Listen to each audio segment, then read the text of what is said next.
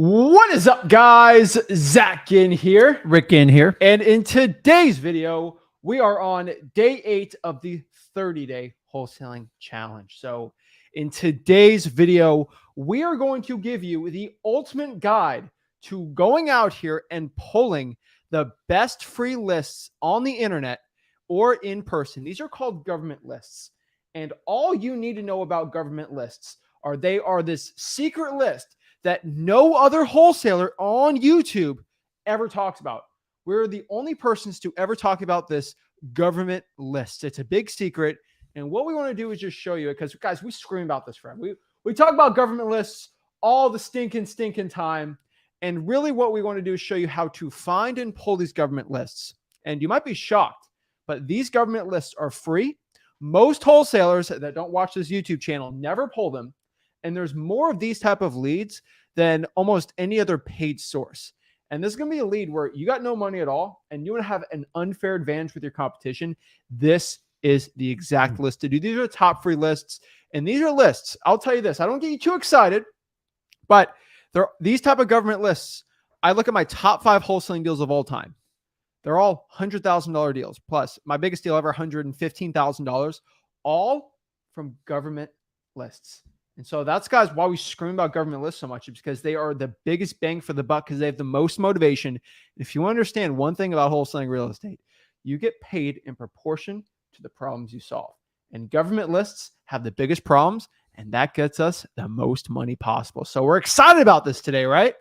Sometimes the simplest path is the one that's most often overlooked because as humans, we overcomplicate stuff. Listen, our best deals always come from a government list, and it usually indicates the highest motivation. So I didn't say it comes from realtors. It comes from MLS. The best path is directly to the seller that has a problem with the property, and all signs point to government lists. Guys, I've been doing this 21 years. I would spend all my energy on government lists. I'm not going to call on MLS. I'm not going to call listed properties with realtors. It just doesn't that is not the path of wholesaling. That is a different path, and it's for a different type of technique. We are always talking about wholesaling, and that's what we focus on. So if you want to join us on the journey on day 8 of the challenge, we're going to go knee deep into this and show you how to do it. Remember, sometimes the simplest path is the one that is most often overlooked because we as humans complicate stuff. So let's dive into it. Let's get into it. And these are all the free lists. And so this is going to be how to do them step by step. This is a complete tutorial. So when I say step by step, guys, you already hear me say government list, government. Everyone hears me say government list. What I want to let you know is in this specific video training, we are going to show you literally how to pull every type of government list, where to pull them and how to pull them, and all for free. So let's get it going, guys. This is day 8 of the 30-day wholesaling challenge, guys. You know, we are on day 8. We have way more days left in this challenge, and I know everyone's getting going, so we're excited. So, guys, before I break it down, do me a favor. Make sure you guys smash that like button, hit that subscribe button, that bell notification, and comment below your questions. And I want to help you become the best wholesaler possible. Get your first deal this month in the 30-day wholesaling challenge. So, without further ado, let's get it going, guys. Go out here, and let's get this intro. Let's do it. Woo!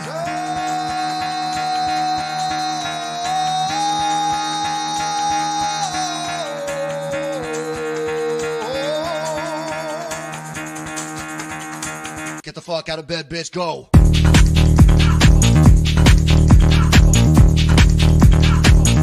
Get up, again, they got go.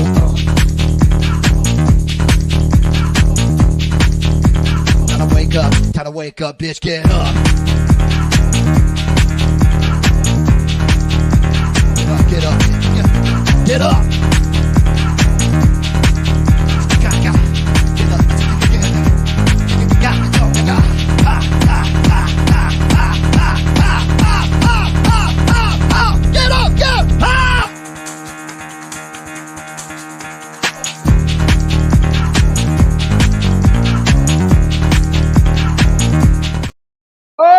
Snap.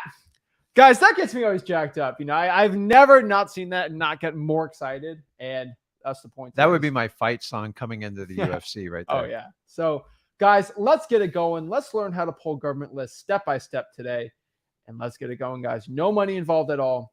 This is it. So, without further ado, let's break this down. Let's break down how to pull these government lists step by step today for wholesaling real estate success. So, how to pull government lists. In today's video, we're going to show you how to find and wholesale government lists absolutely for free, no money at all. There's zero excuses for you not to pull these lists and actually have success with them. I want everybody watching this to know zero excuses today. So let's break it down. Let's get into it. So number one, why use government lists?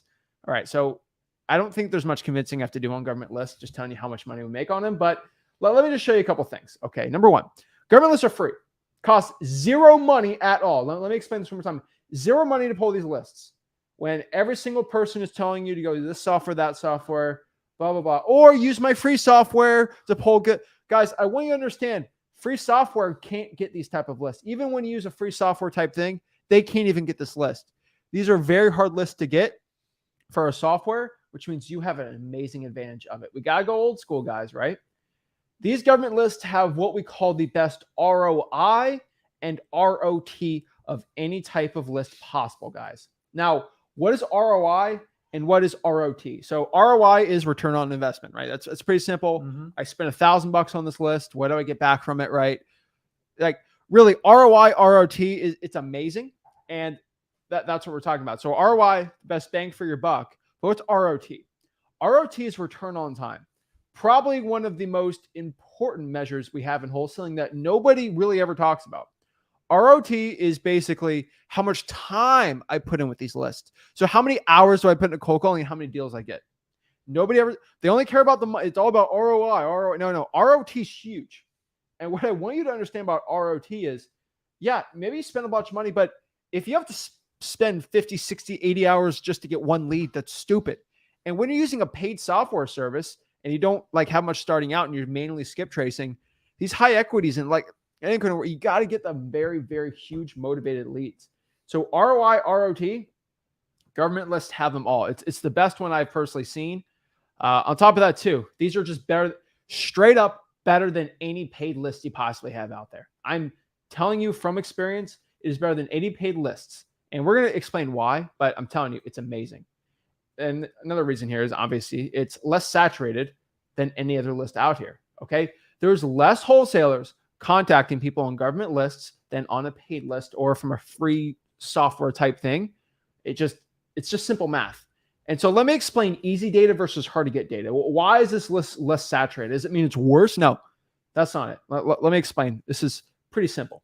Number one, the easier it is to get a list equals more wholesalers marketing to it. It's pretty simple, right? I think this is the simplest equation. You know, if more people have something, usually it's less desirable. Supply and demand. What's the most public list out there today? The most public list out here is, I would probably say, the high equity, Zillow for sale by owners.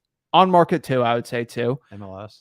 MLS on market. And so like the easier it is to get that data, more wholesalers are going to market to it. And so it's super easy right now to go use any software and get the high equity list. Guess what happens when every other wholesaler and their mama has a high equity list? You're competing with 30, 40, 50 other wholesalers. That becomes a lot harder to get a deal. I don't care if you're the king closer, right? If you got 40 or 50 wholesalers you got to go against, it makes it a lot harder to do. Okay. You could be LeBron James playing basketball. You can beat anyone one-on-one. But if I have to go against 7 high school players, I could probably win. But if it's LeBron James against 30 high school players, just too many people. At that point, it doesn't matter. You could be Conor McGregor, fight one guy, you could probably beat him. But if 7 guys gang up on him, it's a lot harder to win. Kind of similar with marketing, right? You can be the best wholesaler possible. We got 40 or 50 other people. It just makes it more. I'm not saying you can't do it. It just makes it more difficult. Mm-hmm. And so when you get a list that anyone can possibly pull, it's harder to get a deal from that. Now, from my experience, the harder it is to get a list, the more difficult it is to acquire it. That usually means less wholesalers are marketing to it, which means when I call for an hour, I have a better chance of getting a deal because there's less wholesalers than if I call for 5 or 6 hours on a stupid saturated list. Fixes your ROI and your ROT right there. Exactly. And so like that's what we're talking about today. Like, how do I'm not here for you guys to just go crazy and call all day, beating your head against a drum. This is why I talk about government lists all the time. So what is a government list? Okay, this might be the big question. What is it? A government list is basically a free list of potential sellers who have a motivating factor that might, okay, I'm not saying it's guaranteed, but it might lead to them wanting to sell their house for a deep discount. That is what a government list is. And so, talking about this, easier to get a list, more wholesalers marketing to it. Harder to get a list, less wholesalers. And if they have a motivating factor, it will be amazing. One thing I will let you guys know, most wholesalers are too lazy to pull these type of leads. I want you to understand this. When it comes to government lists, it's not the easiest thing in the world to do. No. But let me mention this. Yeah, to pull a government list, to get a government list, it's not as easy as going on the software, clicking a couple buttons, and then exporting it. I'm sorry. I wish it was that easy. But I really do. Here's the problem. It's easy going in, right? I click the button and I get in my thing. Oh, this is great. Guess what happens, though? I'm calling for 5 or 6 hours with no good deals. What's more difficult? That? Or, yeah, I have to spend an extra hour or two to get that list. But when I call, it's super easy. And here's the cool part, too. I could pay a VA $4 or $5 an hour to do it for me. Yeah. So we come back to the truth of wholesaling. This is how it works. Okay. And this is where most gurus mislead you. So if it's really easy on the front end, like you pull an MLS list, you're calling realtors, or you're getting a paid list and it's delivered to your desktop, I love it. The price is there, seller's information, sometimes the phone number's there. It's easy. You know what they want. It's pictures, it's vacant, sounds super sexy. That's how most of you get sold. The reality, though, is it's brutal on the back end because it never transpires. And if you have no experience, it's almost impossible or a less than 1% probability. The way me and Zach teach you is 21 years of my data. He's got plenty of years in it. He's going into 7. Is if you do the hard stuff up front, just like in life, it's easier on the back end. So you choose which way you want to do it. You actually get a better return on your investment, return on your time, if you do it the way we show you. Why? I'm not just spitting this stuff up to sell you a coaching course. I'm giving you the truth of thousands and thousands of deals of data. Do the hard conversations up front, get the right list, and then it's much easier to wholesale to your contract to cash buyers. Do it the other way. You buy expensive courses. They wear you out after 3 to 6 months, and you give up on wholesaling. It's your choice. I'm giving you the truth. Very few people are actually going to give you the truth like me and Zach do. Yeah, I tell everyone about this. It's like ROI, ROT. It's all about how much time you're spending in this business, how much you're getting out here. And I know for most people watching this is why I'm making this video. I'm begging everybody. Most people have full-time jobs. They got kids. They got a wife. They can't be grinding 15 hours a day. Yeah, I mean, I did that when I was starting out, but I didn't have a wife or kids, right? Like, come on. Okay. I was broke. I was willing to do it. So what I'm telling you to do is you don't have all the hours. So it's best if you're going out here and you're spending your hard time away from your family, you have the best chance of getting deals. And this is what we're talking about today, guys. I'm begging you guys, the people that actually pull these lists and do well, they do amazing. Okay. So why are government lists a secret? This is probably, if you started this challenge and you watched every YouTuber on Wholesale, the first time you've ever heard this term. Okay. To this day, people talk about government lists to a guru on a live stream and they say, what's a government list? That's literally what they say. I'm actually shocked being in this business 21 years. Like, we don't own the rights. I know we've coined the phrase government list, but it works. I just don't know why everyone's not preaching from the rooftop saying, do the government list, make it part of your checklist. Maybe it's because you can't sell a course on it, but like, I get you could sell a course on it. Just give the people the information they need to. We are looking for motivated sellers. We're not looking for people who want to sell their properties for tippy top dollars with a realtor. To be honest with you, that's what realtors do. I don't do that. Yeah, exactly. So what did we coin? Did we know? I want to let everyone know. We coined the phrase government list for the first ones on YouTube to talk about it. But there's a good book, How Real Estate Fortunes Are Made by George Bockel. This is if you watch just like those weird ninja movies or like whatever, they have the ancient scrolls that they read it and changes everything. They have all these. This is our ancient scroll for wholesaling. This is a book from This is our Dow from 1972. George Bockel, Real Estate Fortunes Are Made. Government lists, wholesaling, subject to creative financing, how to buy properties, how to manage properties. This book, it was insane. Okay. How to actually pull things, how to find sales, like how to actually scale your wholesaling company. This book is amazing. You can't find this anywhere. This is an amazing book. Government lists are in here. I'm telling you guys, we didn't find this new information. We have the ancient scrolls on the channel. Yeah. I'm going to talk to the publisher, see if I can publish it for Wholesaling.com. I'll pay a bunch of money. I don't care. Amazing book, guys. And what I can tell you is we did not find this, but these are tried and true systems that have been worked for 1972. Okay? I actually got that book from one of the first few wholesales I did. Yeah. It was sitting in the back room. Because it was divine. It's amazing. For the divine came He had a through. whole box of like investment, all from the 70s and 80s. I go, my God, I think I struck gold. There's that flip book. There's a lot of books talking about government lists. And so this is not special or new. The one thing I want you to know is wholesaling has been going on for hundreds of years. All right. And so we have a lot of old books on wholesaling real estate because you did not get started wholesaling 3 years ago like most YouTubers. So we actually have data from decades and decades and decades, and government lists that we started pulling, amazing results because no other wholesaler did there. And I will argue there's probably more government lists available than there are paid lists for most wholesalers. If you take out high equity, which is basically everyone, if you take out high equity, you will. If you take out high equity and vacant, which is the most, pretty much most properties are like that. If you take out those two, government lists are the third biggest list possible. Right here, a fun fact. If you go to Washington, D.C., I think it's the Smithsonian. The Smithsonian American History Museum. They have a tribute to one of the first colonizers, settlers that went around town to town and flipped property via selling the contract. Amazing. I don't have the year. I actually, at some point, So I'll post it for you. It was on Elm Street in Massachusetts, I believe. And it's in the Smithsonian American History. If you ever been there, when you go inside the American History Museum, the Museum of American History, there's this, you go in there, it's like a house. It's literally that. Yeah. There's literally a house inside of the museum, and it's from the 1700s. It's amazing. It's by the Revolutionary War section. I've been to Smithsonian a lot. Yeah. I can tell you, they talk about a guy that was selling contracts. We actually have the picture. We got to post it. It's really amazing, guys. 1700. So I love when people go, oh, I invented wholesaling, or it's wholesaling 2.0. Dude, it's probably done well before then as well. Exactly. So what I mean by this is there's more government lists than pretty much any other paid list out here. You probably use government lists. So this isn't a secret, okay? But why is government list a secret? Number one, gurus don't talk about this list. We're the only ones who ever talk about it, and we're not a guru. So why do gurus don't talk about this list? Number one, they only know one way to wholesale because they started wholesaling 3-4 years ago, okay?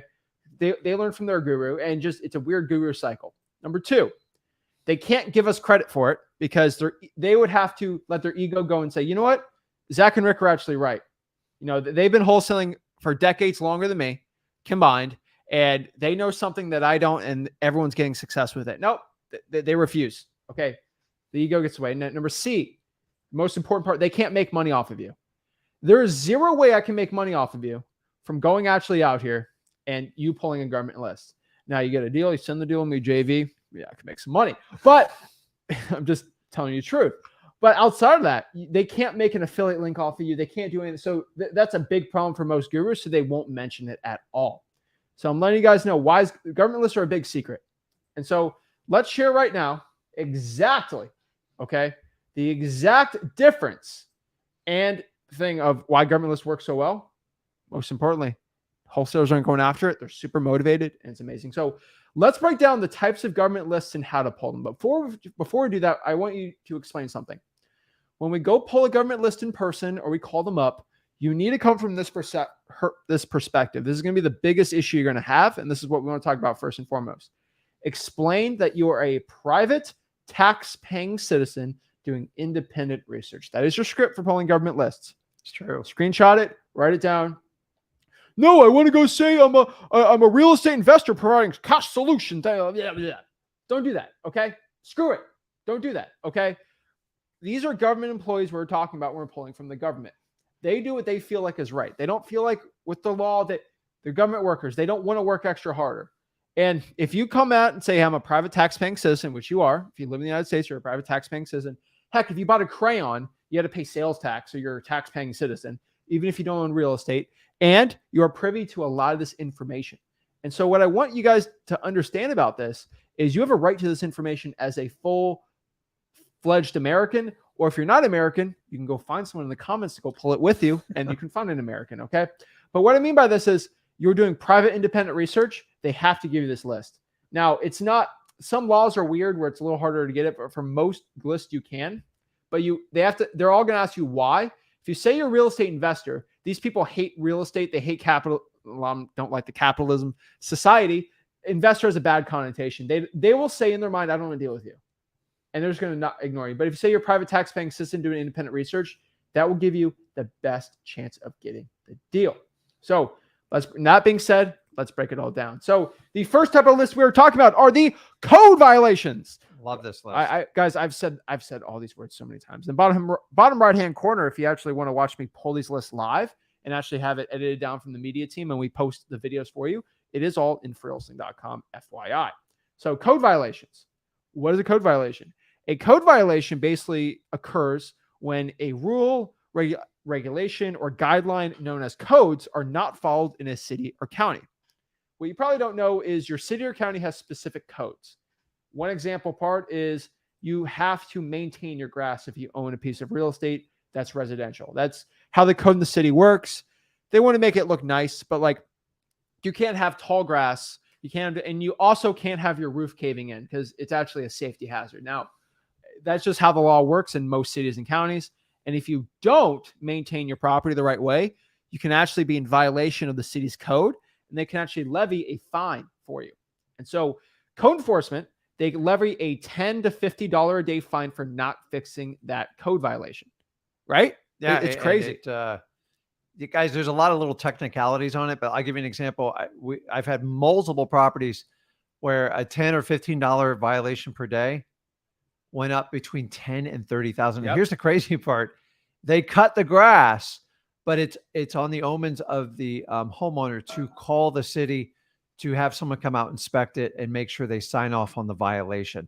And if you don't do it, they just let it run up. So a lot of technicalities. You'll find a lot of probate properties within code violations because people forget to cut the grass. And a lot of people cut the grass. They're out of town. It's a probate. They forgot to call the city, and the city just runs it up. And if 3 or 5 years go by, I've seen 10, 20, 30,000 just for one person who didn't cut the grass. And that's where we come in and solve problems for people. That's why we love these government lists, especially code violations, because wherever there's smoke, there's fire. Remember, you're looking for the most motivated sellers. This, in my opinion, is your direct path to do it. Yeah. And so the reason why code violations, I love code violations so much, is code enforcement will literally go inside of their car and drive around town and look for ugly looking houses. And so do Karens. And if the code enforcement officer, remember there's 4 or 5 of them driving around the city, find that the house is not during code, which means it's ugly pretty much, they'll put it on a list like Santa Claus, and they'll start finding people, which makes them more motivated if they don't have money. And then you can go to Santa Claus here, code violation, and ask for the list, and they'll just give you the list. Crazy. On top of that, Karens. Now, I love people named Karen. I'm not making fun of you guys. But older neighbors, usually, if they think their neighbor has a property that's an eyesore to the community, they will call code enforcement and say, this person's not cutting their grass. Give a fine to them. It is an eyesore to my community. I've seen them measure the grass with a ruler. Yep. Send a picture and send it to code enforcement. And so they'll call code enforcement. That's how nitpicky it gets sometimes. They'll call code enforcement, and then code enforcement will go out and say, yeah, this is against, and they'll put it on their special Santa Claus list. Let's not call them Karens. We'll call them nightmare neighbors. Nightmare neighbors. But I literally, so I've had a few. You got like a Santa Claus type guy, and they're all sitting in code enforcement office right now with a special list of ugly houses. You probably didn't know about that. Every single guru don't want to tell you that, but it's absolutely true. So let's tell you how to pull these type of lists, okay? And remember, these people are getting $4,000 or $5,000 fines. Insane. On top of that, you can negotiate these fines down because these fines are really stupid. So you can actually help a seller out, which other realtors actually can't. So it's pretty cool. So how to pull the code violation list. Number 1, go to your local county's code enforcement office. They're sometimes called neighborhood services, and request a copy of all open code violations for the past 30 days of specifically tall grass violations. Number 2, structural damage. Number 3, mold or mildew. Mhm. And I'll just do these 3 for now. And then then ask only for residential houses. They'll do it for corporations and commercial properties and things like that. That's how you. It's really not that complicated. Go to the local code enforcement office and do it. Now, one thing I do want to let everybody know, this is a quick tip because unfortunately we have to say this because we're the only people that talk about code violations here. Apparently, there are 2 types of code violations. You might not know this. There are the city. The city has their own code enforcement, and then the county. Yeah. So, for example, let's talk about Miami. There is a city of Miami code enforcement that will do enforcement only for the city of Miami. Mhm. And then there's a Miami-Dade County code enforcement, which will do places outside the city of Miami. And they both will go drive, and they both will go out here and have their own departments, which they both have special lists. So what does this mean?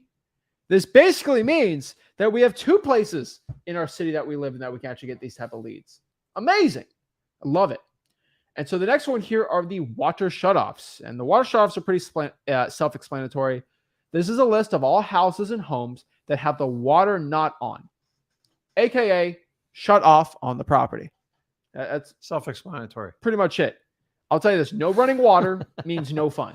All right. I mean, your toilets ain't going to work. You ain't going to take a shower. I mean, it's pretty hard to live in the property. It's pretty tough living. Okay. Like you don't want to be doing that. All right. And so basically this is a list of people who got their water bill their water shut off for non-paying their utility bill. It's pretty much it. And usually the light's not even on in the house too. And so it's rough. It's not a good way to live. And most people are motivated to sell their property. I've seen people in these scenarios where they have extension cords running from the neighbor's house. Definitely. And sometimes the neighbor doesn't know about it because it's an outdoor outlet. And sometimes the neighbor's us.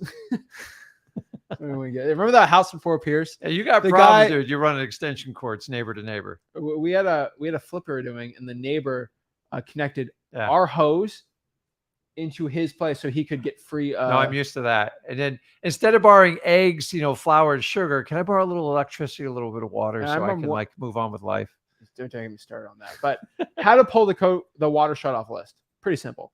Go to your local utility department. So it's the city's utility department or the county utility, Harris County utility, whatever it's called. Maybe it's called the water authority. Now, the one thing you have to understand here is you got to make sure that these are government owned. So I'm calling these government lists. They have to be done from the government. If they're not from the government, they're a private corporation. They actually have a right not to give it to you. But if it's the government, they do have a right to give it to you. Just FYI. Request a list of all properties that have had the water shut off due to non-payment, and the house currently right now has no water service because they did not pay the bill. That's specifically what we're going to ask for. Not if the password are just all properties that have not the water running on it. Yeah. And so a lot of people ask me, they go, Rick, how can somebody have their water shut off? You got to understand, especially so in Florida, we have a lot of small cities. Some of them require a $400 and $500 deposit to even turn your water back on. So it's not as simple if they have a $30 or $50 water bill. It's like they got to come up with a ton of money, and it becomes really problematic. So understanding when you get shut off, all the fees, the deposits, you got to restart, and then you're considered high risk. That's why it becomes a problem for the individual homeowner. Yeah, I'm telling you guys, it's insane. All right. And so next one here is fire damage properties. This is not, guys, I tell you these lists can go on and on and on. So there's never a thing that's going to stop you. Okay. And so also, actually, I want to say one thing about the water shut off list. There are some states that have laws. So there's some states that have laws, we can't give you the water list. And then everyone says, okay, I'm just going to give up. People do it. So in Texas, they have some weird, I think, law against, not government list specifically, but for water shutoffs. And everyone just gives up. Okay, I'm just going to give up. That's what they all do. And I'm like, don't give up. That means the list is actually harder to get. Yeah. So you tell me. Tips on that is you can't run people over. If you treat them like trash and you try to run them over and be aggressive, it's an instant. You will never get the list. So you have to overcome resistance with persistence. Well, for water shutoffs in Texas, you can't do that. Well, they have a law. Yeah. So it's a law. So the way around that law is you need to go for the utility liens. So yeah, they might, I can't give you utility list. Ha, ha, ha, ha, ha. All you got to do is ask, can you give me a list of all the liens you put on people? And they're like, dang it. Because liens have to be public. They're public. They have to be public. So that's kind of the way around him. Just FYI, if you can't get the water shut off list, do the liens. Forgot to mention that, but yeah, it's very important. So yeah, sometimes resistance does overcome persistence, but when there's a law and they say it's a law, we can't do it, you can go around the back door with it. And so that's just one way to do it. Now, the fire damage properties list. This is a great list. This is a list of all houses that got called basically on the fire department and they basically went to the property. Okay. So this is a list of people that their house went on fire. And you might be asking yourself, oh, the house is burned to a crisp. We can't wholesale it, right? My wife almost put me on that list when I first got married. I'm telling you. She did. She sent me to the ER, but she's fine. So what I want to let you guys know is when people hear that a property went on fire, everyone thinks that the house is done. We can't wholesale it. I think 80% of all home fires in the United States, they're not like, everyone imagines the whole place just gets burned to the ground to a crisp. No, fire department's really good at what they do. Okay, just letting you know, like they're very good professionals at it. Most fires are in the kitchen and in the bathrooms. So hair dryers, ovens, stoves, whatever, right? Toasters. Toasters too. So most people, when there's a fire department comes, they take it and the kitchen's probably ruined, but the rest of the house is fine. I'm just letting you know when the insurance comes to get the product, they're like, okay, we just got bulldoze the house, the kitchen's. No, they're just going to give you money for the kitchen. That's basically how it works. And so what you have to know is, yeah, the property, they get their insurance check and now they have a messed up house and they can just sell it. And if the house is burnt to a crisp, which a lot of properties are sometimes like that, unfortunately, guess what? They could still sell it for land value and they already got their check for the whole house. Yeah. Guess what? It's kind of a win-win for them. It's just a different type of cash buyer that buys that property. But remember, wherever there's opportunity, there's always somebody willing to make an investment in it. And that's where we provide value. We help the homeowner out. We help the new cash buyer out. They make a profit on it and we all make a profit. It's a win-win-win. Yeah. So guys, I mean, you probably never even thought about doing that list, but heck, I got to come out here again and just show you another list that you guys haven't heard of again. So how do you pull this list? I think you guys are getting a very simple like pattern that we tell you about a list. And how do you pull it? You go to the government agency that is basically associated with that type of list and you just ask for it. That's it. So you go to local fire department and you request for a list of all the houses that get calls on in the past month. So can I get a list of all the houses that the fire department went on calls? Even if they're a tiny little fire, I'm telling you, they're amazing. Okay. I love it. All right. Be nice to your fire departments. These are people that actually do a job. They save lives that we wouldn't, like a lot of us wouldn't do. So like, you got to kill them with kindness. You can be persistent, but like, don't try to run them over. It's not cool, dude. Yeah. Trust me. Give me your fire list now. You can't. You can't do that. And so next one here is the arrest records list. Okay. So this is a list of all the arrests for your county or the city. And you might be like, oh, I could never deal with these criminals. I would never want to deal with them. Okay, do that. But I want to let you guys know, not every single person that gets arrested is for like a crazy crime. All right. This isn't, like some serial attack type thing. Like this isn't that. I just want you guys to know that not every person that gets arrested is like this crazy, insane, like unforgivable crime. Most arrests are for, unfortunately, drunk driving, right? Some people do hit and runs, which are not good. Theft. Most arrests aren't like these crazy massive crimes where you go to jail for like 120 years. Now, there are them. I get it. But like most people get arrested. They're not like these insane hardened criminals that's like very dangerous to be around.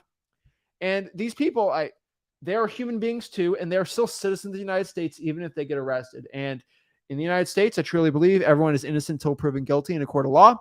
And so you got to give people the benefit of the doubt until they're proven guilty in a court of law.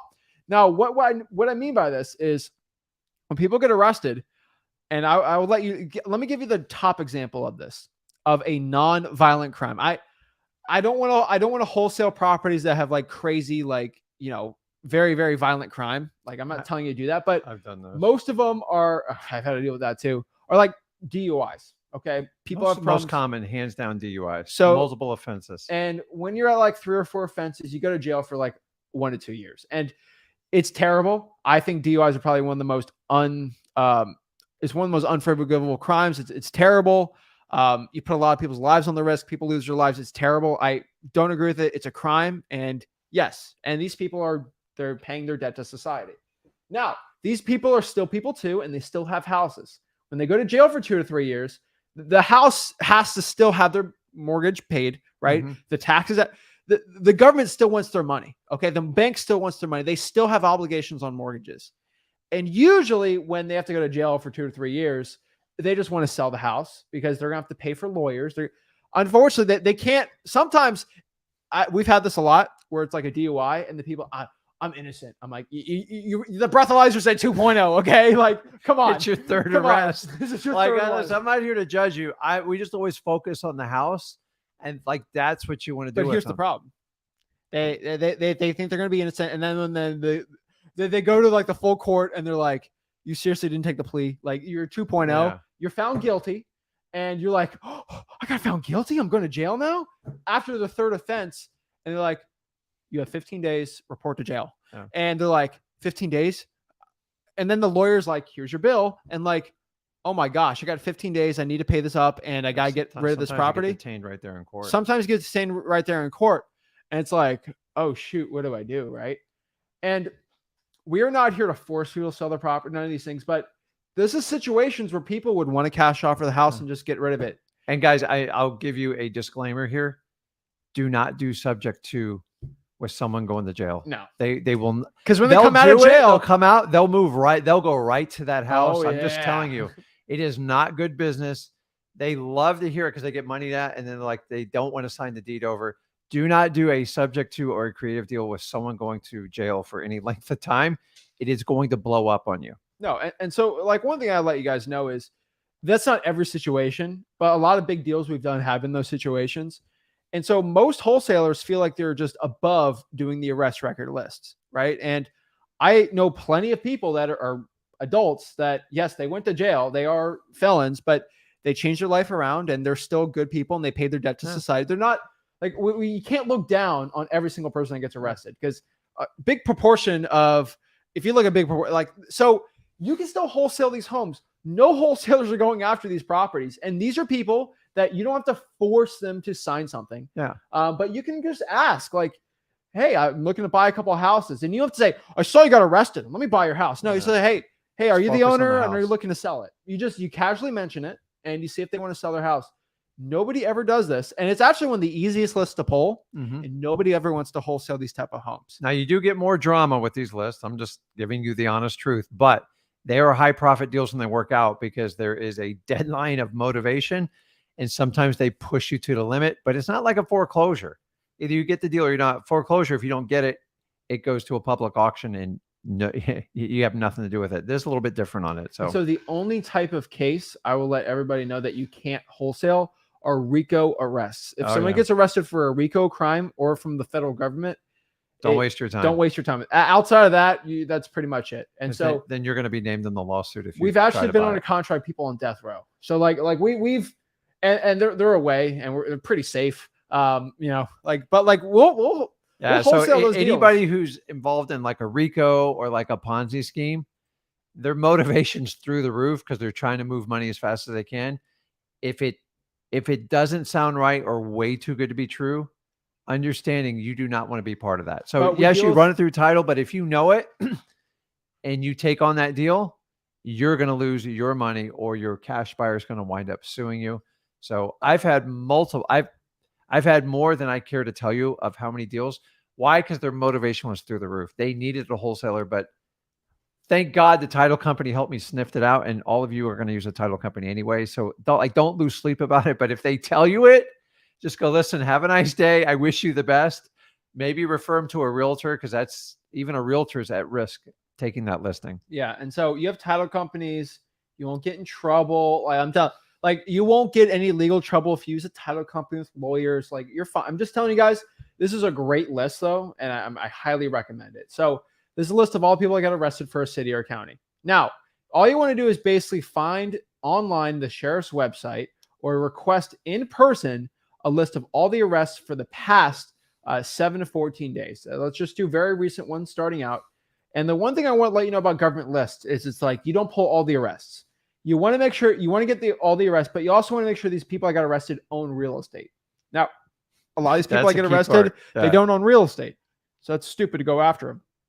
So there might be 100 arrests over the weekend for like stupid stuff, and probably 20 of them will own real estate. So you only have to call those 20, and that's it. Like same thing with a lot of government lists, you want to make sure they own real estate. And guys, do not look at their mugshot and make a determination if you're going to call them. They're getting caught on their worst time at the worst day. Do not look at mugshots and decide if you're going to call them or not. It doesn't work that way. Don't judge a book by its cover. So I remember one deal we did. This was a $30,000 code violation deal. This is just another deal I'm just giving you guys stories on. I was very freaked out because this is when I was very young into wholesaling and very new. And I looked up the guy. And did you get old or something? I'm an old man now, Okay. but I looked up the guy, and when I was going on appointments myself, I was young. I was like 19 at this time. I still looked up the sellers just to make sure I was safe. Mm-hmm. Like no murderers or anything like that, and I looked up this guy, and he's gone to jail 4 or 5 times for like physical assault. And I was like, oh, this isn't good. And I was a little freaked out going there myself, but I'll tell you, I made $30,000. The guy was very nice, very sweet. I made sure the door was unlocked. It was very risky for me to do, obviously, as a 19-year-old by myself. But I made $30,000 on the deal. And he's just a regular, face tats. But like, it didn't matter. Yeah, So guy had a situation. You have to have common sense when you go visit seller. I sent my location to everyone. I said, just make sure I'm good. But obviously, if I was probably, if I think about my sister, I probably wouldn't want her to go there.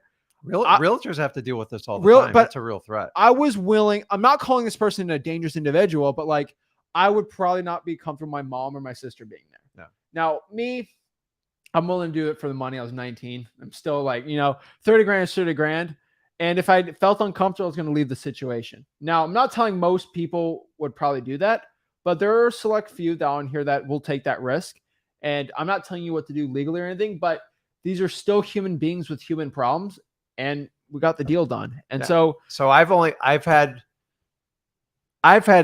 probably a half dozen times where I'm like, man, I am not comfortable walking into this house. So basic tips: go in the middle of the day. Don't go at night. If you don't feel safe in the neighborhood, you got to ask yourself, should I really be doing it? I did Fort Pierce for a long time and decided after my back windshield got broke, I wasn't going to do it. But I did have one person. I walked up to the windows, tinfoil on every window. He had a van in the garage with wood over all the windows. And when I went in, he shut the door and unlocked it. I said, unlock, open that door. And then I took the discussion outside on the public street. You've got to have a comment. If it starts to seem uncomfortable, be smart. So I always look for exit signs when I spend a lot of time in sellers' homes, but I'm just telling you, just be smart. If you feel uncomfortable, bring somebody with you or just negotiate over the phone. We're in different times, guys. I used to go in blindly. We're in a different world now. Yeah. So you see tinfoil on the windows and boarded up windows of a white van in the garage, run. I'm telling you. And when someone locks the door, run. So I'm not trying to scare. I'm just giving you guys It's the truth. So that wasn't an arrest record either. That was a normal deal. No. So so I'm just letting everybody know the arrest records does have a little more risk, but it is a listing. Make sure they own real estate. Now, next one is what we call the tax liens and the tax delinquency list. This is basically a list of all homeowners that are behind on their property tax payments for the past 12 months, sometimes for the past years. It doesn't really matter. So what's the biggest difference between a tax lien and a tax delinquency? So I own a piece of real estate. Let me use examples. Let's use like Tennessee, for example. If I don't pay my tax bill for a year, so every year, basically, November or something, you have to pay your tax bill for the year. Maybe it's $4 or $5 grand if it's a cheaper piece of real estate. And, $4 or $5 grand, that's the year. And I got to pay my property tax every single year, all at once usually, right? So maybe if a situation happens and I can't pay it, guess what happens? Nothing. Like everyone thinks, November 1st, it's owed. November 2nd, you don't pay the bill. Kicked out, jail. No, it doesn't work like that. Okay. What happens is a month later, you're going to get a friendly letter from the property appraiser say, you need to pay your property taxes. It changes color too. Yeah, it gets a little scary. And you are considered after November 1st, whatever month it is, that it's owed. Usually every state's a little bit different. Sometimes it's twice a year you pay it, whatever it is. But basically, you're considered tax delinquent. You are behind on your taxes. Now, they don't put a lien because putting a lien on a property does actually cost money and it's a little harder to do. And so usually after a year or two, you're still considered delinquent. All right. Like you're still considered delinquent. Now, after year 3, the government's like, all right, this guy's not giving us our list. Here's a lien. We put a lien on the house. So whenever it's sold, we get our money. And unfortunately, that's how they do it. Right. Yeah. We're just giving you the layman's terms. Well, They have a there's tax certificate sale, and then some of them do. But remember, a property taxes are always in the first line position. They don't even have to put a lien on it because you can't sell the property until you pay that tax. So just letting everybody know, when I tell you to pull a tax delinquency list, that's somebody they've just stopped paying this year or the past 2 years, and there haven't been a lien on the house. Once there's a lien on the house, that person has been paying for a while. And so the tax lien list and the delinquency, there's new ones every single month. But I just want you guys to know when it's a lien, someone's been doing it for a while. And if it's delinquency, it's just very.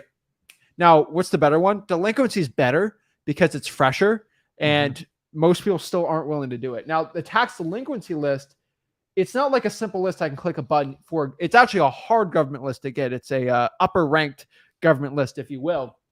And this is a list that a little more difficult to do, but still it's worth it. Now, how do you pull the tax delinquency, tax lien list? Basically, for the liens, you go to public record and you search for all liens, and then you find that the county's clerk of the court, basically they put it on. So it's like the city of Miami put a lien on, Jose Martinez. The city of Miami has a lien on a guy for a piece of real estate. That's usually a property, right? Now, for the delinquencies, it's not public record. You have to go to the property appraiser or the property tax or there's different government agencies for it. But basically you ask, hey, can I get a list of all the people that are behind on paying their property taxes? And you'll be shocked. Most government agencies are like, yeah, let's land base this person. Let's embarrass them because they want their money. Money. That's all they care about. And so they'll actually be very straightforward with you. Now, this is actually, I don't know if this is against privacy and stuff. For example, if you found any of my rental properties, you could look up, this is embarrassing, my property on the property appraiser, and it'll tell you if that tax bill got paid or not. Yeah, and if I didn't pay it, you'll know that I'm a broke guru. There's some gurus that haven't paid the property taxes. It's weird, but like I can look up any address and see if the property bill, how much they pay in taxes and if it got paid or not. Yeah. And guys, just so you know, some very wealthy people use delinquent property taxes to manage their finances. I'm talking about people with $100,000 bills. They'll wait till the last minute just because they get flows of cash. And once you get the list, you figure out how to sort those types out because you need to target properties within the price points that you're buying. But do you know who's number one on the tax delinquency list? This is a great trivia question. Banks? It's the county. Oh, yeah. Because when a property goes to auction and it reverts back to the county, they don't pay the taxes on it. So they actually go on the list. You have to filter those properties off. Yeah. That means absolutely nobody wants them. They're usually vacant land that you can't even build on. Yeah. So you just got to be careful there. And then the biggest risk on tax delinquencies and liens are states that have what we call redemption periods. And what do I mean by redemption periods? That's redemption periods are, let me actually get the list of it. But explain what a redemption period is. Basically, the homeowner has the ability in a certain time frame that state, it's either state or county, it's usually state, and they have the right to buy the property back. So it's like sometimes it's 2 years, sometimes it's 1 year, sometimes it's 6 months. Florida doesn't have those, but like there's a lot of states out there, and you just got to be careful. Once again, guys, research your state laws where you're doing wholesaling and understand what you're doing, because there's certain things. Why is nobody buying this property? Why is nobody doing it? It's probably because there's a reason. And there's certain sellers that will actually use this loophole to basically finance their properties and take advantage of the situation. I don't want anyone to be foreclosed on. I think it's usually a bank issue, but every now and then it is property taxes. It's a sneaky way for the government to get their money. So basically what a redemption period is basically when the property gets auctioned on tax deed sale, the person can actually pay everything back in full and get it after a year or two, which is kind of weird because it's like it's complicated. Like, what do you do with the person that's living in the house? Here's the problem. It's occupied. Here's the problem. If I buy it, I put 50 grand to renovate it, and the guy gets it back, I'm screwed, right? Yeah. So you kind of have to keep the property ugly. And a lot of people keep them vacant and they just sit on it for a year or two. If they redeem it, the person that got the tax deed could probably make 20, 25%. So it's pretty much a win-win. Yeah. But you got to be careful, like wholesaling those type of houses. But we're not wholesaling them, right? We're not dealing with tax deed properties. And I don't think you can get clear title on them until that redemption right is over. And so we're not going to invest in them at all. But I want you guys to know that's how the law works in a lot of places. But just FYI, if a seller says, I'm gonna let the property get off and then I'm gonna buy it back, you can't be like they can theoretically, but it's very expensive to do. And so we want to do it before the tax deed sale is. And it's very embarrassing to go through a tax deed sale. It's very public. You want to talk about some traffic around your house? Yeah. You'll have 15 people walk in the house every day. So just FYI, that just how those laws, and we just want to give you guys as much information as possible. Now, next one here is, this is basically the pre-foreclosures. What's a pre-foreclosure? This is one we talk about forever. This is probably the most easiest list to get. But this is a list of all homeowners who are behind at least 1 to 2 mortgage payments, sometimes 3, and they are potentially facing a foreclosure. And if they don't pay the property, the bank's going to foreclose on the property.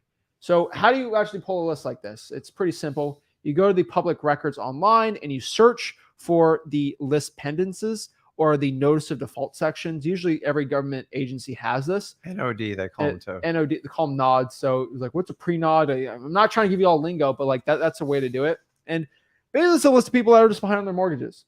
Most wholesalers go after it. A lot of realtors sometimes go after it, but mostly wholesalers. And really what I can tell you is this is a great wholesaling list. And you just got to find people that have basically those notice of defaults on it. And usually it's a bank that has it on. And it's usually a properties associated. They're great lists. Go to wholesaling.com. We kind of talk about a little more. You got to learn how to do it the right way. I have about an hour presentation on just pre-foreclosures. I recommend go to freewholesaling.com to learn exactly about. But it's a great list. It's free. Next one's liens. So I don't think I talked about liens specifically, right? But I talk about tax liens. But a lien is basically when they have a court action to levy a certain amount on someone. Now, that's not the perfect definition, I know, but it's just as a beginner, it's the one you have to understand is like you have to get a judgment for an amount that is owed on someone and they put it against the property, which basically this is the biggest question, like how do liens work? So let's say, for example, you buy someone's house for $100,000 and they got no mortgage on it, but there's a $5,000 tax lien. How does it work? People flip out. They're like, oh my gosh, what do we do? Right? We kind of talked about this in day 1 of the 30-day wholesaling challenge, but like, what you have to understand how to deal with it is basically what happens is you have it on contract for 100. And when they go with the cash buyer, let's say you assign it for 120. Basically what happens is the cash buyer gives 120,000 to the title company. 20,000 goes to you for the assignment. Yay! 5,000 gets paid to the tax bill. And then 95 grand goes to the seller. That's how it works. And so liens, don't freak out that somebody owns a lien. That's going to change everything. As a beginner, I know it was a lot for me. But what I can tell you is not that complicated. So we just want to get a list of all these judgments that are on properties. And judgments can be for a lot of things. You don't pay your federal taxes, your state taxes, your credit cards, everything. So this is a list of all homeowners and people behind on their federal tax payments from the IRS, from the state revenue services. They don't pay their credit card bills, their taxes, and just so much more. And so there's mechanics liens, if you sign contracts, there's a lot. Okay, so basically a lien list, that's what it is. And so it's just a list of all homeowners and people behind on their federal taxes. And so the question here is, how do you pull this list? Liens are actually pretty easy to get, right? You just go to public records and you search for all the liens, and then you can go on there and just pop it up. For a credit card debt lien list and stuff like that, you want to make sure the person owns real estate. They're behind on their federal taxes. You want to make sure they own real estate. But as long as they own real estate, you're pretty much good to go. Okay. And so we're going to go a little faster on this, but like this is the divorce list, right? So this is a list of all the divorce filings, basically for your county. People, get a divorce, not good. But this is not my favorite list to do. It's a decent one to market to, but it's not the best one. And so how do you pull this one? Pretty standard. A lot of drama. Yeah, a lot of drama. You go to public records. There's usually divorce filings that are public, and you just basically can go from there, confirm the parties own real estate, and then call them up, see if they want to sell the property, right? Next here, your favorite one, probates. No, it's what is a probate in your mind? What is it? Well, the only thing that matters is in the government minds. It is a process. Here, I'm going to give you the layman's terms because the legal definition sucks. Basically, when somebody passes away and they own real property, real assets, cars, boats, houses, checking accounts, savings accounts, bonds, stocks, you can't transfer that property because a dead person cannot transfer a deed, a title, registration, anything like that. So what they do is they create a court system. It's basically probate, where basically they appoint somebody within the court system, usually what they call a PR, stands for personal representative, or an executor, depending on what state you're in. And that person is either designated in the will, and then they apply to become the PR. The court approves it. You can ask a lawyer how all that works. I could care less. And then that person basically enters into the legal authority of the deceased person. They can enter into contracts like real estate for this specific purpose. And then basically when a buyer and seller agree on a price, the court just makes sure you had the right parties involved. Now, for the most part, most states do not care what the property is sold for. I've only been questioned twice on a probate, and it's because the property had so many repairs. The judge is like, that's fine. He just asked for a contractor's bid on it, 2 of them. That's it. And then you sell it. Why are these lists so great? Because it is a problem when people take over these properties. Sometimes they're unexpected. Sometimes they're elderly people and they're expected. And good families take care of their elders and their family. Do not focus on taking care of the property. And then when they pass away, then the property needs to be updated. Grandma's house is 30 years updated.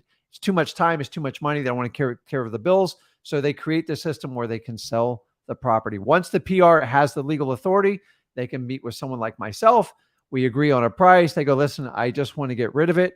And we move on. Sometimes they keep it and they transfer the title in their name, or they can actually sell it with a realtor. We're looking for the properties that are run down, that need love, and are never going to pass any type of realtor inspection.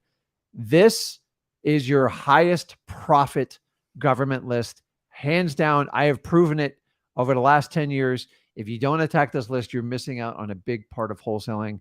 Now, these lists are simple. They're not simple to get. You're going to have to earn the list, and you're going to have to be patient. But once you have these lists, they're not overwhelming. Most counties are 50 to 80 leads a month, and we teach you how to mail to them. We teach you how to warm call them, and it's real simple. Go over to freewholesaling.com if you want to learn more how to do it. That's exactly how to do it. So specifically, that was my express speech on probates. I can tell you this, okay? Probates. Why do I always say though? If you look up which government list you say the most, we say it's called probates. You're probably sick of me hearing the word probate from me. And why do we say probate so much? Because probates get money. Okay, guys, there's not been one list that I every 100K deal I always do, always a probate, because they have the most motivation. Yeah. And you get paid in this business for the amount of problems you solve. And probates have the biggest problems. They have the biggest title issues. You got a ton of errors. It's a lot of work. But guess what?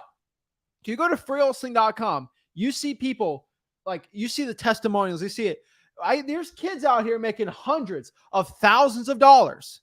We had one for 73 grand. We had one for 73 grand. His first deal. We had one 50 grand first deal. These are all, like, I mean, I wouldn't consider Jason a kid, but like, I mean, like there's some young guns out here making $40,000, $50,000 their first deal. They're making 3 years salary on one probate deal, 73 grand. They all have the same thing in common. They're probates, guys. Probates. I didn't do them the first 7 years of my wholesaling business, and it's probably one of my biggest regrets to date. So once you figure it out, once you figure out how to get the list, it does take some time. It's pretty much automated. And honestly, you can do it while you have a full-time job because it's easy. It's not a huge list. You don't need complicated dialers, and you just talk to people. And the biggest skill set I teach you in probates is use your ears much more than your mouth, and let people vent and let them tell you your problems. They'll open up to you, and you can build an amazing relationship with them. So let's talk about this. Let's talk about how to actually go out here. So what's our definition of probate? Basically, is a list of probates, basically a list of court records of the process to deal with a person's will, estate, property, and others. Probates can be for like anything. So I might have a $40,000 401k, right? I mean, they don't own property. We don't deal with that, but correct. Like that's basically how it works. Okay, so how do you pull the probate list? Pretty simple. I'm going to give you a quick run through, and I'll go through what you imagine, because there's multiple ways to do it. But basically, a probate list, you go to public records online and you search all the probate filings. And you basically go out to the public records, click at the court, and find the filings. And what you're going to find with these filings is there's going to be the estate of someone that passed away. And there's going to be these things called PRs, representatives. There's going to be heirs and all these things. And you just want to make sure the party is talking about real estate. Now, we're not getting a full thing today, because we are doing a full probate thing for 30-day wholesaling challenge. But I'm going to lay it over really quick.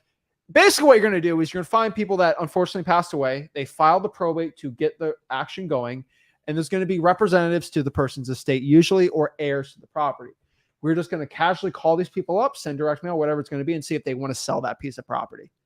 That's it. I mean, it's just, that's it. And if they want to sell, they want to sell. If they don't want to sell, it's too painful for them. That's okay. What I want to understand about probates, and because we talk about probates a lot. When someone passes away and they own a bunch of real estate, the probate isn't like filed that day. Okay. Sometimes the probate's filed 2 or 3 years after. I've seen it 10 years. Yeah. So I'm just letting you know what. So if it's like, you're being a grave chaser, where they say, no, it's okay, let me understand. When somebody files the probate, they're ready. They're ready to get the asset. Okay. Sometimes people are ready a week after. Some people need a year or two after, right?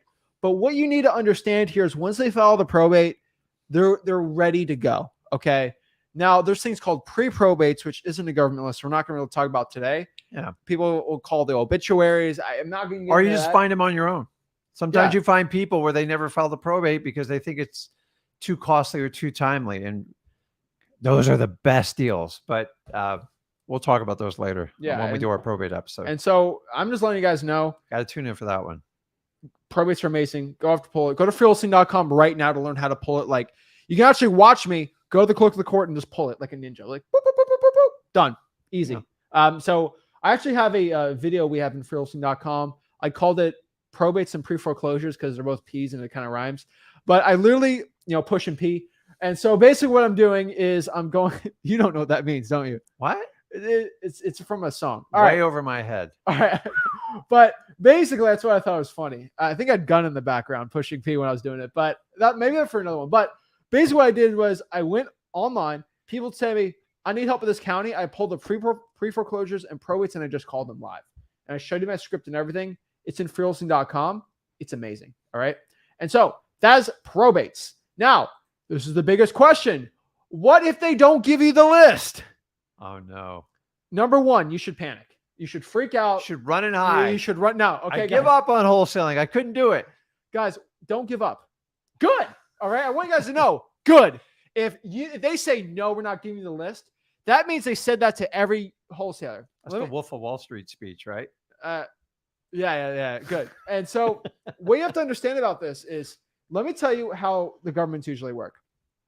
Now, we're not the biggest wholesaling YouTube channel. I think we're still pretty much under the radar for most real estate investors, which is nice, which means most people that do government lists. Because we actually do wholesaling. It's not a big one, right? Yeah. But there's like 5 or 6 people in Houston that'll try to get this list. So that they're getting used to it, right? Mm-hmm. And so you'll be shocked. You'll go to a government agency and ask for like a list of the probates or the liens, and they'll be like, no one's ever asked that before. That's how amazing this list is. But so let me just tell you, if someone says, no, we're not giving you that list, like for code violations, we're not giving you that list. Most people say this, okay, all right, I tried my best. Yeah. And then you go on a live stream and say, I can't get the code violations list. And then that's what, I'm not making fun of people, but every single day I get that on the streams. And I'm like, did you come back the next day? No. Yeah. Here's the thing. Every other wannabe wholesaler that watches a guru and then they hear about the list and then they try to do it and they get said no, everyone just gives up. You are on the 30-day wholesaling challenge. You are someone that goes out here and does the work. You are someone that doesn't take no for an answer. Because you are that type of person and you don't listen to a broke wholesaling guru, you come back the next day. And guess what? You're going to get a list that every other wholesaler doesn't get. Every guru student gets in there and okay, I'm going to give up. No, you come back the next day and you keep it up. And guess what I say before? The harder to get a list, the more motivated that list is going to be. So good. The harder it is to get the list, the better. Okay. Guess what? Explain again. I'm a tax-paying citizen doing independent research, and I'm going to make it so annoying for you to get this list. Request to speak to a manager. Okay. Be a manager. Be an annoying neighbor. But I want you guys to understand with government lists, a lot of government agencies, they hire someone $20 an hour to go to be a receptionist or like the data manager. And they got out of college. They went to, UC Boulder, and they feel like they understand the world. And then they get hired to do this, right?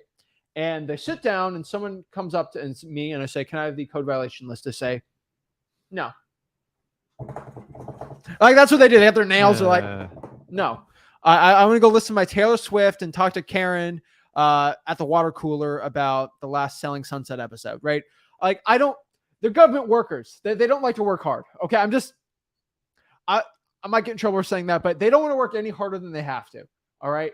They got lunch in 45 minutes. They have a nice tuna salad on rye. Right. They got their rye. So hey, be careful. You're going to be featured on Y2Y if you keep that attitude so up. Basically what I'm talking about this is they think they know everything. They just got hired 6 months ago, and they don't understand that the law, we have to actually give this information, but they're just going to say no because they feel they're government workers. They want to feel some power in their lives. They don't have a lot of power outside of their life, so they feel like they can have power doing this. And most wholesalers will just give up. Guess what you're going to do? Hey, can I speak to your manager? And the manager has been working here for 10 years, and he actually knows the law. Yeah. And he's going to say, "Oh, why do you want the list?" And he's trying to see if you're going to sell the data, right? And you'll still get the list if you say you're a wholesaler. But if you say, "Hey, no, I'm a private tax-paying citizen doing independent research," but why do you want to get the research? Like, they're just keep questioning. I want to do my own data for code enforcement and violations, and I'm just looking up the agency. Being persistent. They're scared that they're going to get caught doing something bad. Because I'll tell you, I don't know one government agency that doesn't like do something cutting corners. No, I'm not saying they're terrible, right? I'm not saying code enforcement, but like, maybe they got a call, they didn't want to do it that day, and they don't want to get caught because maybe their cushy government job is going to be like in trouble. And so they're going to be very like offended and kind of hurt, like, "Oh no, is this guy investigating me?" That's how they don't think you're going to wholesale it. Okay. And they're going to be like, "Oh, we can't give you that data." And then you're like, "Okay, well, I'm going to keep back tomorrow and I have information for it." And then they keep going, and you usually keep going. They're like, "Okay, this guy is so annoying that it's actually really annoying the snot out of me." And then they're going to keep saying no. It's like, "Okay, well, should I speak to the city attorney and I don't want to get you in trouble here." "Oh shoot, Then they're going to realize I actually have to give them this information, or I might actually lose my job because I actually have to give them the info. Mm-hmm. And now they're like, "Okay, here it is. Boom." And what I want you to know is they will give you the list if you persistently go after it. Now they might say, "Oh, this law, we can't give it to you."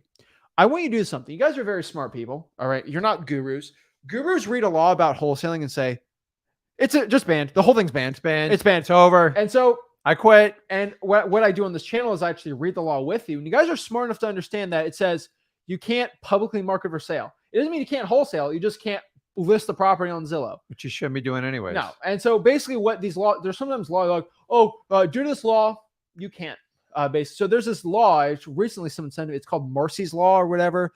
Basically what it was a judge's family member passed away, and they got very offended that it was public record. Ugh. And so basically, if you're a judge in New Jersey, I believe, someone's probate information on a minor can't be disclosed publicly. And they say, because of that, we can't give you any probates. When you read the law, it says, no, you just can't give me the data on minors for judges and public officials. Yeah. So just take that out. And then they're like, "Oh, shoot, this person actually read the law." They're just trying to throw stuff at you and see which one makes you give up. It's like, if you actually are smart individuals and you actually read the law, guys, you understand English, okay? Just read the law and it will tell you. And so what I mean by this is, don't give up, okay? Don't be a quitter, all right? I'm just telling you, speak to the manager and go after it. And worst case scenario, you can file what we call a Freedom of Information Act request, which basically, that's worst case scenario. What's a FOIA basically? It just basically, it would find that state or county agency if they don't follow this. Now, the problem with FOIA, they can take up to a year to get. And honestly, I've made this threat before. Don't do it, because it's not going to get you anywhere, because you'll never, even if you get the data one time, it'll be so dated, and by the time you get it, you'll never get it again. A lot of you guys are putting in the comments like, is it normal for these agencies to charge? Here's the loophole they do in the charge. If you just don't ask for the entire list and you're like, I need this list with these people in this amount of days. They call that a custom search. And then they have they have a programmer on staff, and then they have the right to charge you whatever they think the hourly rate is. So try to get like the entire list.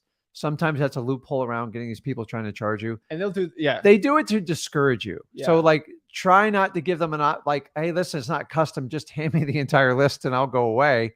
And so when they try to charge you, they're trying to tell you, well, I have to take an employee off his regular job and customize a data search for you. And there's an hourly rate of like $100 an hour. Or they'll say this, it's $5 a page for the information. Yeah, per page. Because God forbid it costs that much per page. Pages are, paper is expensive these days. Get it on one paper, like tiny print front and back, and so, we'll call it a day. So we can do this too. Now, obviously you can pay for it, but like one thing you can do is, can you just send me the PDF? Because this is what they do. They create a PDF and then they click print, and they're like $5 per page for the printing expenses. Yeah. Can you just send me the PDF? Yeah. And they're like, yeah, I guess I can. Yeah. And then they do that. The old days, I used to bring a thumb drive. Don't ask for that anymore because they think you're going to install malware on their government computers. Just email it to me, and then boom, cost so many email, and then they have to charge you the per page. Guys, I want you to understand that just if you are nice and courteous, you'll do well. One thing I want you guys to understand is you also have to listen to what we say. A lot of beginners out here are having struggles pulling probates. You know why? They will go to the clerk of the court. They'll say, give me all the list of the probates. And the person's like, what? It's not McDonald's. They says, give me a list of all the probates. Give me the number one meal. And they're like, wait, what do you want? Give me a list of the probates. What? And then they're like, yeah. They said no, they don't want the probates. And then I come back and I'm like, dude, what is up with you?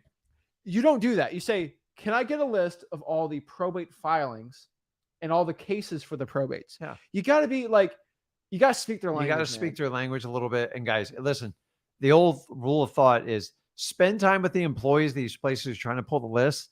They have the key to get what you want. So you might as well be nice and work with the gatekeeper, because me and Zach can consult you, but like 3,500 counties out there, every county does it different. Yeah. So just be careful with that. On top of this too, you can use AI. So in freewheelsing.com, we have an AI section, and you can actually use AI to pull the government list and request them via email. Go to freewheelsing.com. That's a bonus exclusive for that too. Now, what are the best free marketing channels for government lists? Honestly, I found cold calling is the best one. Hands down, there's just not a better free marketing channel out here. Cold call these. You can SMS text blast government lists. You can actually send 30 a day. So use your own dang phone and just text them yourself if you really want to get crazy. You do 1,000, it's free. You can Facebook message sellers. You can door knock.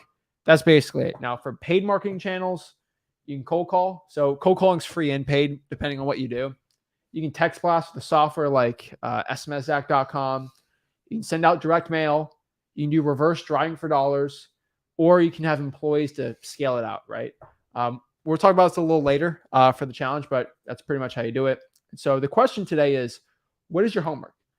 Basically, what your homework for today is, number one, start polling and marketing 2 government lists. That is it. Find 2 government lists to start marketing to. Dose. Did I say 7? Did I say 8? Did I say no? I said 2.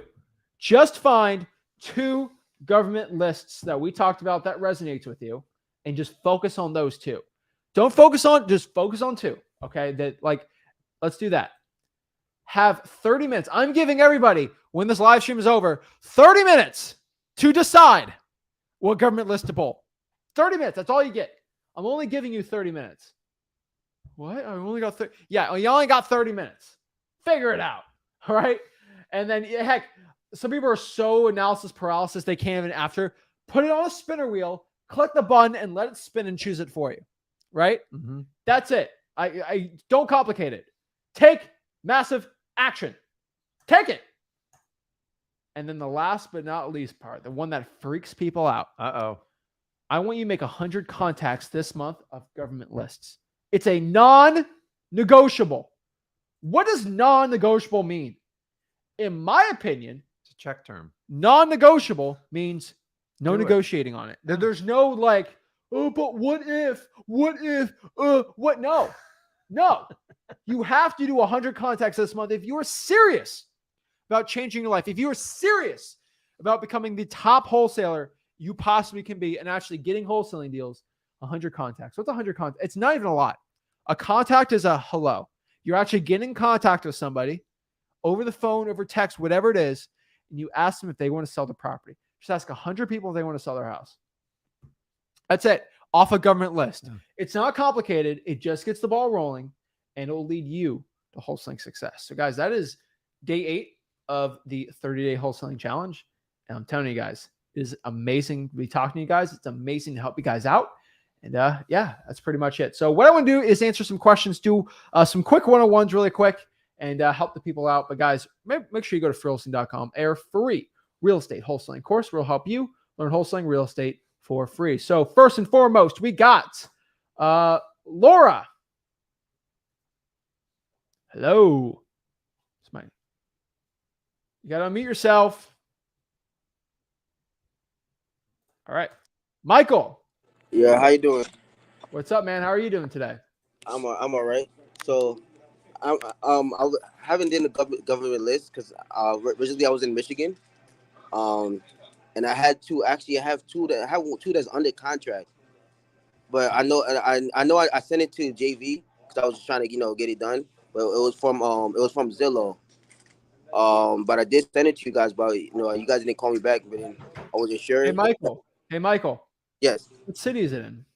It's in I think two of them was in the Hammertrack, I think, Michigan. Hammertrack? Where? Yeah. Let me see. Yeah, could they both? Yeah, they're both in the same block. It was two because I got two sell. It was the city. Same seller. Give me the city, man. Hammertrack is HAMTRMACK. H-A. Yeah, give me one second because I don't have it in front of me. I don't know how it's it's HN. Wait, give me a second. It's the city is sorry.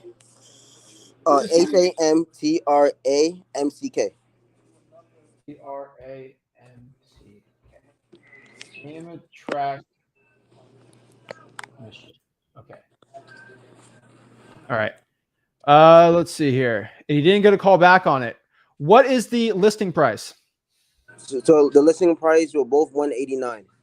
Okay, and what is it? What do you get under contract for? All right, so one of them I got it under contract for $150 because it's the absentee owner.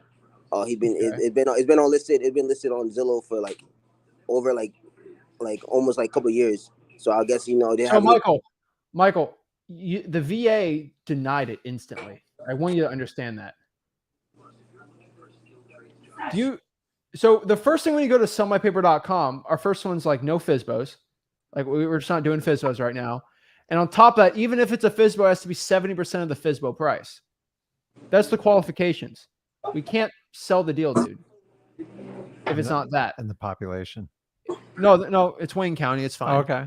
But so no one on our team was even able to see it because it got denied instantly. We don't sell deals that bad. We don't wait. We have really good buyers, man, and we're not going to go throw poop deals to them because they're going to be like, oh, you're the boy that cries wolf, bad deals. We have to underwrite it ourselves, man. Do you understand my rules for Zillow for sale by owners? No, I get it, yeah. And why did you go against my rule? I was trying to get one of them down, but then I was trying to get because one of them he said that there's no work, and he was saying that they already had a tenant that was just paying $25 a month. I say 70. I offer 70% off Zillow. Why didn't you? You should have locked. Our team would have not even scoffed at that unless it was listed for 132, under contract for 132. You're 30 or 40 grand off, man. Yeah, I was trying to get it, but he wasn't. Michael, you got to move on. You just got to find someone else to do it. You're calling me out complaining that no one talked to you. You didn't talk because you went against our underwriting rule. We make it. I wasn't complaining. I wouldn't him back, so I'm not sure. It's hard to get in front of you. That's why. I know, but you got to follow our rules, man. And one thing you should understand too is when I tell everyone to do Zillow for sale by owners on freewholesaling.com, I say 70% of the Zillow price. I want you to know I say that because in my own wholesaling business, that's what I do. And that's what my dispo team deals with too. So when they see that, they're like, that's a stupid deal. And so I'm just telling you, if you can't follow that rule, we're probably not going to call you back. Now, if it's an off market, our team will probably call you and ask you why. But FSBOs have to be 70%, man. Yeah, I will ruin my relationships with the buyers by doing bad deals like that. And as somebody that's trying to scale up my operations for JVs, I can't burn buyers, especially in this market. It's just very expensive for us to pay people to sort through all the data. And we get a lot of deals submitted. And like, if they're told if the rules aren't followed, I have to pay these people and I'm doing it. I want to do a deal with you. So you're learning through the process. Me and Zach are telling you the truth. Most people in this bit, they won't tell you the truth. They'll tell you everything you want to hear. You're going to have to find more motivation. And the reality is most FSBOs, why we do that 70%, because they're usually way overpriced to begin with. So we have to have room to even make it work, because when we give it to our buyers, it's like, and you got to understand, we spend time, money, and energy, and we're trying to teach you the tools. Now, you're making progress. Don't get upset about it. I appreciate your effort, but like, you got to understand, when we're trying to scale what we do, we have rules. We're not charging you for this. We're trying to split it with you. But if we can't get the basic underwriting criteria, we can't move forward. 300 deals get submitted. If I sat there and called everybody all day, I would never get anywhere. So that's it. I'm just telling you. So I would renegotiate those deals to the rules that we have at Wholesale. Or get out of the contract. I don't want you at risk. The numbers don't work. Yeah, I know because that's what I send it first to see if you guys call. So I didn't even send it to the title company. So yeah, it won't even pass the underwriting, man. No, so like I'll call because he's hard to get in contact. So I'll call him back because like one of them he said that he has like tenants in it already, but it's getting $2,500 a month, but doesn't need work. So I was like, that might be a good cash flow for somebody who wants like rentals. And then I was but I'll call him back tonight to see if we can get it down to both of them at least one, like say 132, 130. If he's willing to do that, because like I said, I did he signed a contract, but I didn't send it to the title company yet because I was waiting to see if you guys if anybody would call me. So I wanted to do that first because I was trying to get on the first deal under the JV so I could get into your flipping rate. Yeah, that's great. Just do a deal that's good, man. I can't waste my Michigan buyers like that. No, yeah, but now I'm probably I'm thinking of switching to Michigan because I'm not sure because I have another one that it's like Michigan seems like the deals I'm getting is like not that good. So and I'm getting one of them I have is what list are you pulling? So right now I've been trying to get the government list. I have to go back onto it because time of when I work and stuff is kind of hard to pull them because by the time I go home they already closed. So it's so now I'm doing I did list on PropStream. I was doing probates. So I got to keep going, and I had 500. Why just the arrest records? You can actually do the arrest records at night. Yeah. So but then did you? I didn't try the arrest records. So do that. You can do that outside of work. Yeah. So I'm gonna I just gotta because I'm off this Monday and Tuesday. So I have all day. So to just put a list. I don't mind doing the cold calling and the SMS. I don't. So I'm just trying to get the deal first so I can leave this job. I'm at job right now for lunch trying to, yeah, so I don't even want to work in here. I just want to rather do this. Well, yeah, also, Michael, I want you to know, everyone at Flip the Work Plus, we only have a certain amount of markets we're doing because we're trying to scale it up. But if you want, you can do this. You can submit other deals. So, Michael, if you really want, you can submit that deal to sellmypaper.com, but there's a bottom section on sellmypaper.com where you can send deals to Flip with Rick Plus students. The point of it is I want these Flip with Rick Plus students to make 10, 20 grand a year at minimum, just doing JV deals just to get some money from it. Mm-hmm. And so basically you can, if you're in let me use a market. I don't do, I kind of do it. All right. I don't do Boise, Idaho. If you have a deal in Boise, Idaho, we have some people in Flip with Rick Plus in Boise, Idaho. You can submit it in sellmypaper.com, not to me, but to Flip with Rick Plus students. And they'll reach out to you and JV with you. And they're held to a higher standard because I'll kick them out if they screw you. But they're trained how to JV, and they're going to make tens of thousands of dollars just being inside of Flip the Rick Plus. That's the point. So you and everybody watching this, if you have a deal that's not in our market and you want to do a deal with us, but you can't, go to sellmypaper.com and actually submit it on the bottom section and send it to a Flip the Rick Plus student. We're getting these people paid too. Yeah, they're just. So you can go in there and find markets to do and work with them there. Yeah, because I'm doing virtual, so like I don't mind what market. Like I'm the type of person that I'll go anywhere, like Good. wherever the buyers and the sellers are. So I'm not stuck to like Michigan because I live in New York, so I'm not doing New York because I already know it's kind of hard to start in New York, and plus I don't drive, so it's like I gotta really do virtual to start out. But All right. I switched to Vegas too, so I have actually one deal that actually might be coming down, might be coming soon. I just have to wait for this seller to sign it. Okay. So, All right. Well, let me know, man. Appreciate it. no problem. Thank you. Appreciate it. Boom. Yeah, guys, we're actually getting I was like, all right, why don't we just get everyone Flipbook Plus like the $10,000 deal each? You get 10, everyone gets 10. So the point is I want everyone Flipbook Plus to make at least 6 figures from Flipbook Plus is actually a marketing channel, just so everyone knows. Yeah. Like I literally have a spreadsheet of like hundreds, not hundreds. I think there's like 40 or 50 deals submitted just for people outside because I'm the not only community of 100% wholesalers. But you can actually get deals sent into you guys in a little community, you guys JV. It's insane, but it's pretty FYI cool. there. So let's talk to who else we got? We got Yovela. Mm-hmm. How are you? Hey there. I'm good, thank you. How can I help you out?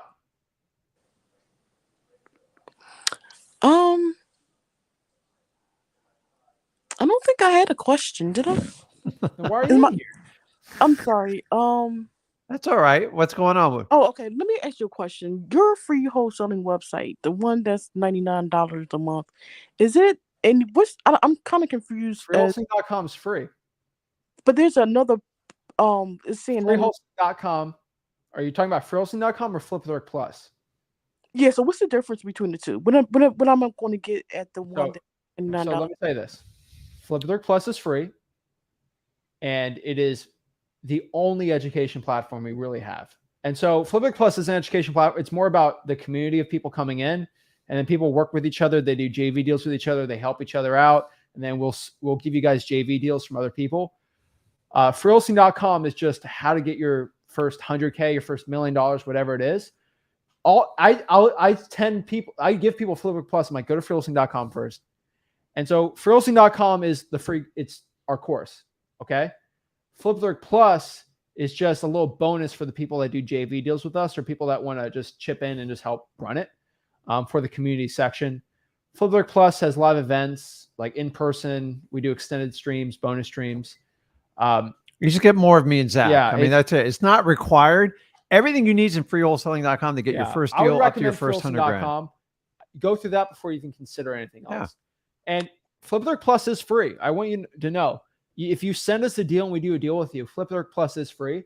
So my favorite path for everybody, go through freewholesaling.com, do a deal, JV that deal with us, and then get into Flipbook Plus for free. And then go to our live events and meet us. That's probably what I'd say for most people. You didn't sell her. You didn't upgrade her. And you guys JV in Pennsylvania? I believe so. I feel like in the Philly area. Okay. Yeah, I'm in Philly right now. Perfect. There you go. Just gave you a free path. So go to freewholesaling.com and then send us a JV deal, and we'll make some money. You'll make some money, and we'll do good. Okay, and then one question about the probates. So when there's somebody that's passed away, and because I run across people who their houses, they passed away, they did not go through probate yet. You have to take them through that probate process first in order for you to purchase a house.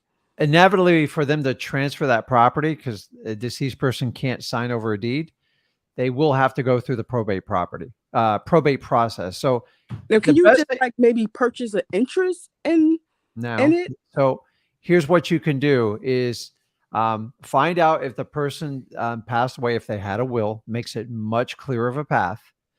And I've done people 10, 20 years after someone's passed away because the family didn't have the financial means to pay for the probate process.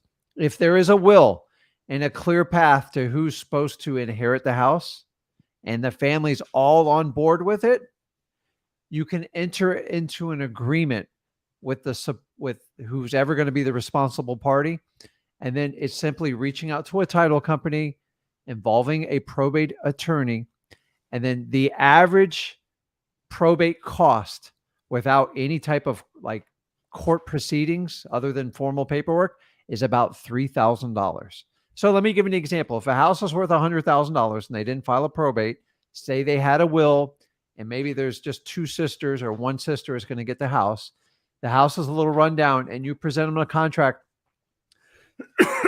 say for $50,000. And they're like, yeah, we just want to get it done. Then basically you can have them reimburse you the expenses of the probate after the fact. You can fund half the probate up front. You can get an outside investor to do it. And then the bottom line is if they'll sell you that property at a deep discount and you can get them to sign a basic agreement, which we provide it all at freewholesaling.com, then we teach you how to reach out to the title company, a probate attorney to get it done. You're not a lawyer. I'm not a lawyer. Zach's not a lawyer. You're trying to find people that need to sell properties. The reality is they can't list that property with a realtor. Most real estate investors can't buy it. If you can solve this problem, you're going to make the most amount of money. And all the tools in freewholesaling.com are there to show you how to do it. That's it. And I'd be happy to partner up on a deal like that with you because those are my favorite deals in the world to do. They have the most profit. You can make at least 50 grand on a deal like that with your eyes shut. Yeah. What did you say is the average wholesale cost? I mean, the average probate cost? Around $3,000. That's without being court contested. That's what the paperwork cost and have a lawyer to file the paperwork. On average, it's around $3,000. So don't let $3,000 scare you because a lot of families can't afford to file that. So if you set up a situation where you could actually fund that, get the deal done, you can make potentially $50,000. Remember, the bigger the problem you solve, the more money you make. That's how life works. Just because you don't know exactly how to do it, you have an opportunity. The question is, are you going to push forward and get it done? Exactly. Yeah, I deal with this in like New York, and I know in New York we can purchase interest in properties. We don't even have to go through the probate. You can I don't think you're going to do that in Pennsylvania, but yeah, no. Just find out how much they want to get for the property and see if it's a deal before you waste all your time and energy. That's it. Okay. And then you can put them through. You can put them under a contract while they go through the probate. I'm actually going to take our 2-page contract at freewholesaling.com and see if they'll sign it. I would go to freewholesaling.com and go through the whole probate thing because we got hours of it for you. All right? And it's free for you. I'm giving you the guidance you need to get your first deal under contract. It's up to you if you're going to use it or not. Okay. You got this. Thank you so much. Okay. Appreciate it. I forgot to tell you we got this in the mail today. I go to the post office today. We got another Flipper Plus person getting a free 1 year for Flipper Plus. I wonder where we got. All right, not terrible. Can I show this? Hold on. I don't know if y'all can. No, y'all can't see that. Can I go? Wait. We got the other camera, didn't we? We got. How much money did we get? This was a. Come on. What is this? $33,750. Not crazy for us, but I think what's the summon on that one? We go through a lot. So we got. I love the title company because they give us the. We get the HUD statements. So this was a 20,000, whatever it was. We got a good split on that one, and then we had a. Hold on, where's our thing on here? These HUDs are actually insane. Yeah, but every state's so different. So assignment fee right here, $35,000. So pretty good, $35,000. Actually, let me show you guys what the assignment. I can actually. Let me show you actually what the HUD looks like. These are real deals, most likely government lists. And guys, they happen every day in our local business, our virtual businesses, and all the JV partners we do. Let me show you guys really quick. So let me get some information. But I want to give a shout out.